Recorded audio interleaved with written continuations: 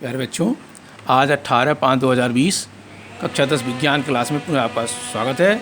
पाठ हमारा चल रहा है मानव नृत्य तथा रंग बिरंगा संसार। मानव नृत्य में इसके पहले हम लोग दृश्य दोष, निकट दृश्य दोष, दूर दृश्य दोष की परिभाषाएं, निकट दोष के कुछ शर्त पढ़े थे। अब देखिए एक फिगर बना हुआ है निकट दृश्य दोष युक्त का दूरबीन। तो होता क्या है कि जो निकट दृश्य दोष युक्त वाला व्यक्ति होता है उसके नेत्र का दूरबिंदु अनंत पर न होकर कम दूरी पे आ जाता है। तो अनंत पे होना चाहिए। ये जो दूरबिंदु का पॉइंट ओ दिखाया गया है, तो ये नेत्र के करीब हो गया। इस नाते इसका प्रतिबिंब किस कंडीशन बनता है यह ध्यान रखिए।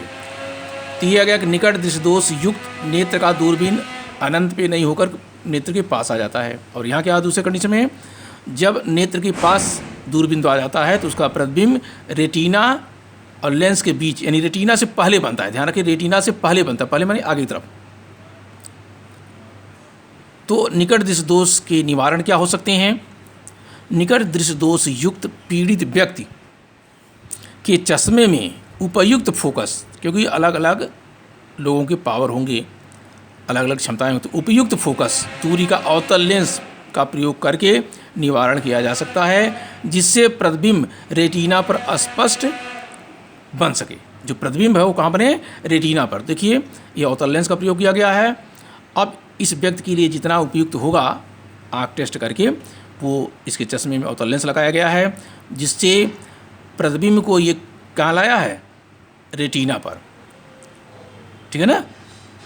ये कहाँ लाया है? रेटिना पर।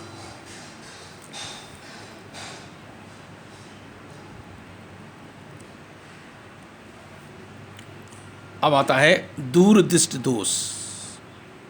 ये तो निकट दृष्टि दोष के निवारण हो गए। अब पहले दूर दृष्टि की परिभाषा कल पिछले टर्म पे हो गया था।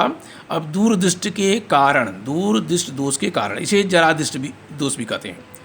तो दूर दृष्टि दोष से पीड़ित व्यक्ति का निकट बिंदु 25 सेंटीमीटर, जो होना चाहिए स्वस्थ नेत्र का निकट बिंदु 25 सेंटीमीटर। तो दूर दृष्टि दोष से पीड़ित व्यक्ति का निकट बिंदु 25 सेंटीमीटर पर न रहकर उससे दूर चला जाता है। इससे प्रतिबिंब रेटिना पर न बन के रेटिना के पीछे बनता है। ज़्यादा ध्यान की पहले कंडीशन पे, जो दूर दृष्टि दोष युक्त व्यक्ति है इसका निकट बिंदु 25 सेंटीमीटर होना चाहिए, लेकिन ये 25 सेंटीमीटर पर न होकर इसे दूर चला जाता है। यदि यहाँ चला गया, दूर चला गया, दूर की लिमिट नहीं है, ठीक है ना? इससे जब ये दूर चला तो इससे प्रतिबिंब जो बनता है वो कहाँ बन जाता है? रेटिना के पीछे। देखिए ये पॉइंट हमने ए लिया है, प्रतिबिंब कहाँ गया? रेटिना के पीछे।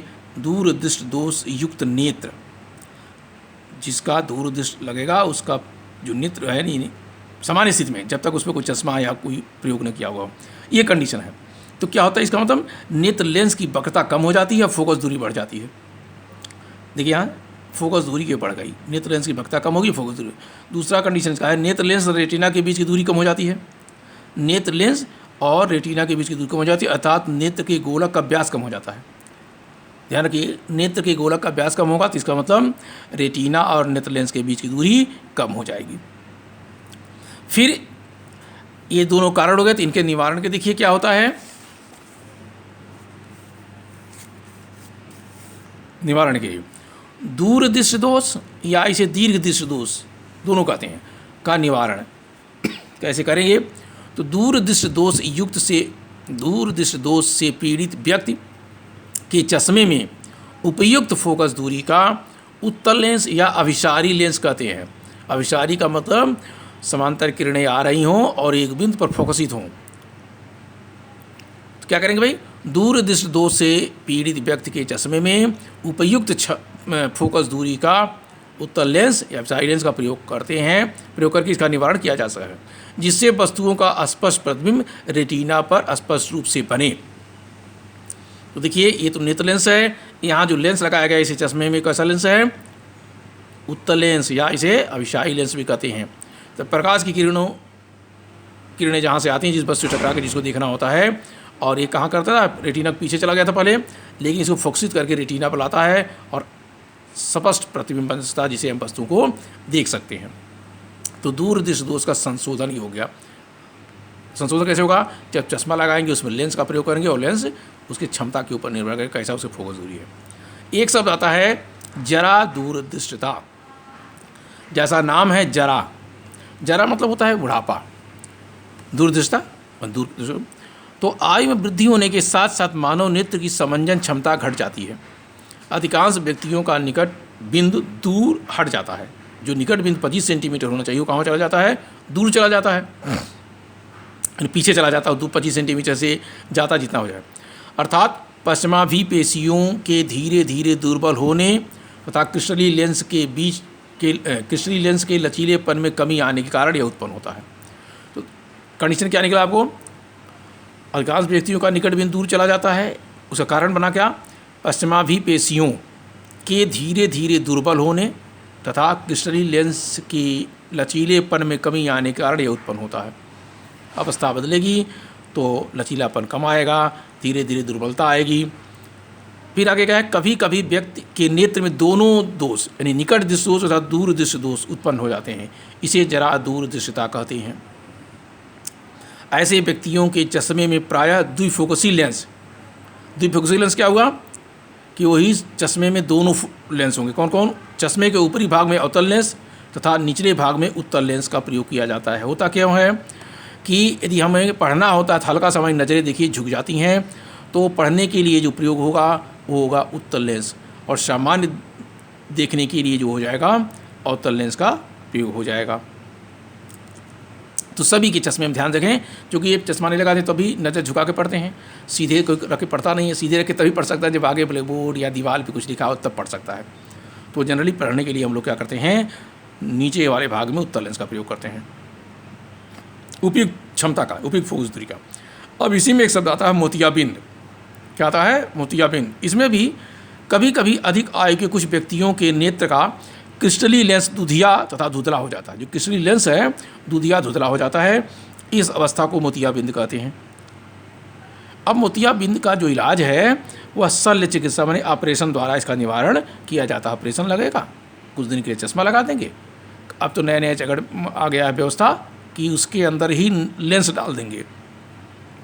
जैसा सस्ता महंगा लेंस होगा उसी हिसाब से उसका कार्य दिवस बढ़ जाएगा।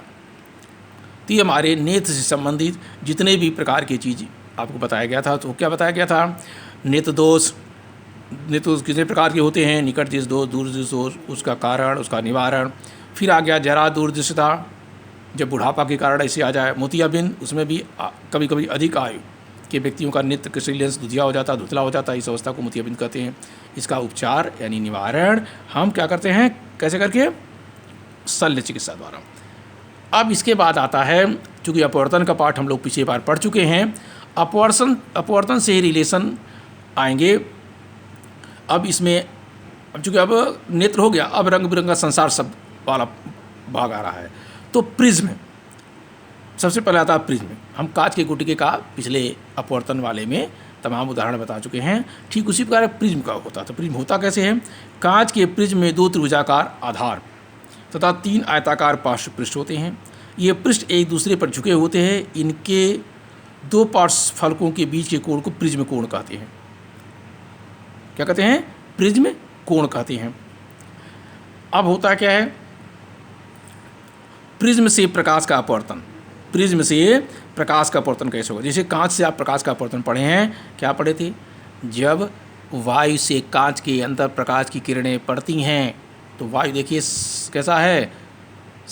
विरल माध्यम। कांच कैसा है? सघन माध्यम। तो जब विरल माध्यम से सघन माध्यम में प्रकाश की किरणें आपतित होती हैं तो क्या होता है? अविलंब की ओर झुक जाती हैं। ठीक इसी प्रकार इसमें सिस्टम है, क्योंकि प्रिज्म भी कांच का होता है। तो सिस्टम वही होगा, ध्यान रखें कि जब प्रकाश की किरण वायु से कांच यानी प्रिज्म में प्रवेश करती हैं तो अपवर्तन के पश्चात प्रकाश की किरण अविलंब की ओर मुड़ जाती हैं या झुक जाती हैं।